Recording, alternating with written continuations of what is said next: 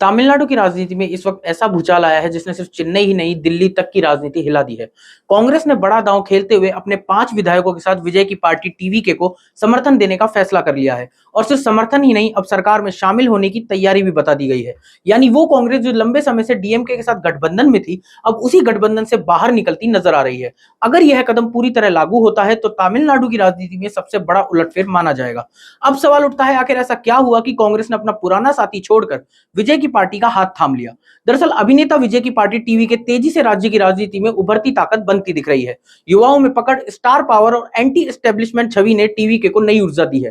कांग्रेस ने शायद समय रहते बदलते माहौल को भांप लिया है। सबसे बड़ी बात, कांग्रेस और टीवी ने अब भविष्य के सभी चुनाव साथ लड़ने का ऐलान किया है। यानी स्थानीय निकाय चुनाव, लोकसभा चुनाव और राज्यसभा चुनाव सब में साथ। अगर ऐसा होता है तो डीएमके के लिए यह सीधा झटका होगा, क्योंकि कांग्रेस सिर्फ साथी नहीं थी बल्कि गठबंधन की राष्ट्रीय पहचान भी थी। अब असर दिल्ली तक जा सकता है। डीएमके के पास लोकसभा में 22 सांसद और राज्यसभा में 8 सांसद है। अगर डीएमके इंडिया गठबंधन से दूरी बनाती है तो विपक्षी राजनीति का गणित पूरी तरह बदल सकता है। यानी तमिलनाडु की यह चाल राष्ट्रीय राजनीति का खेल बिगाड़ सकती है। वहीं दूसरी तरफ एआईडीएमके भी दबाव में आ सकती है। लोकसभा में शून्य और राज्यसभा में सीमित ताकत वाली पार्टी के लिए यह नया समीकरण खतरे की घंटी है। अब तमिलनाडु में मुकाबला सिर्फ डीएमके बनाम एआईडीएमके नहीं रहेगा, बल्कि टीवी के तीसरी ताकत बनकर मैदान में उतर सकती है। सबसे बड़ा सवाल अब यही है, क्या विजय राजनीति के सुपरस्टार बनने जा रहे हैं? क्या कांग्रेस ने सही समय पर सही दाव खेला है? और क्यों डीएमके अब इंडिया गठबंधन से अलग राह चुन सकती है?